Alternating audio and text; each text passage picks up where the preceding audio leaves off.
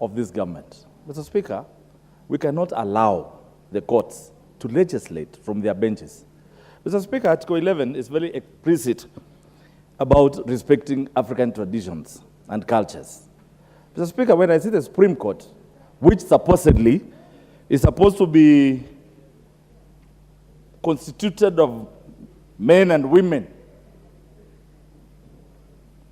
well-learned, cannot lead this country to making us believe that lesbians, gays, queers, and those likes are supposed to be given end space in this country. Mr. Speaker, that is not African, it is an African. And there is no religion which ascribes to any of those. Mr. Speaker, it's high time this parliament expressed itself in all ways, in all media houses, in barazas, Mr. Speaker. We must condemn that ruling by the Supreme Court.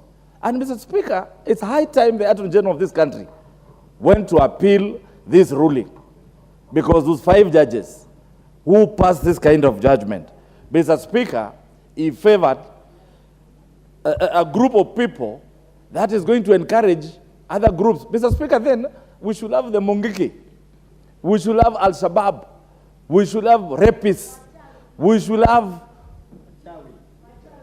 murderers, allowed then by the same Supreme Court to form alliances, to form associations. Mr. Speaker, when I look at that bench, none of them is less than 40 years.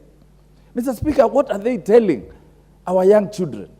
What are they telling the generations? Mr. Speaker, I'm now been made to believe that the former president of USA, Donald Trump, did not support this. Neither is Museveni. Mr. Speaker, I agree with speakers here who are saying we should not just be made slaves because we need funding from the West. Mr. Speaker, this thing of us being told before we are given money from IMF, from World Bank, we must admit, we must accept these laws. This is strange to us.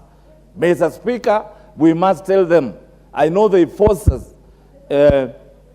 GMOs, and we know the reason why they did that. Mr. Speaker, now they are here telling us we should have a man and a man marry each other. Mr. Speaker, I can't imagine myself seeing a man and having a had-on. Mr. Speaker, that is against African tradition. I must see a woman and feel like that. Mr. Speaker, I am a watcher and I'm a fan of National Geographic, which has documentaries. You see male animals being attracted to females, fighting to death. I have never seen a male animal raising to satisfy itself sexually on another male animal. So what are they telling us, Mr. Speaker? Mr. Speaker, this country, and I want to hear the leadership of this country speak against this. In fact, Mr. Speaker, I think the president of this country should write immediately to the Attorney General to appeal this ruling. It cannot be bearable. Yes, Kenya is a Christian nation. It has Muslims. It has all denominations. But Mr. Speaker, our constitution is supreme. Article 11 explicitly said it. The Ashpal guy spoke about it, his commission, the bombers 1 and 2, they were against this. How can we then, 2023, admit the gays and lesbians of this world to rule this country? Mr. Speaker, on this seat where I sit from, I am telling people who I represent from MAVOKO, if you see gays and lesbians, tell them to be wary of me, because I'm going to tell you what you are going to do with them. So are Kenyans. We cannot allow that, Mr. Speaker. We must condemn this ruling by all means. Even if it means us calling those judges to apologize to Kenyans and say they judged and they ruled when they were not sober, Mr. Speaker, then is when we are going to agree with their ruling. However, Mr. Speaker, this House has a role to legislate and make laws that befit this country. Let's not forget our mandate. Let us stand by the virtues. And Honorable Joanna Ngeno.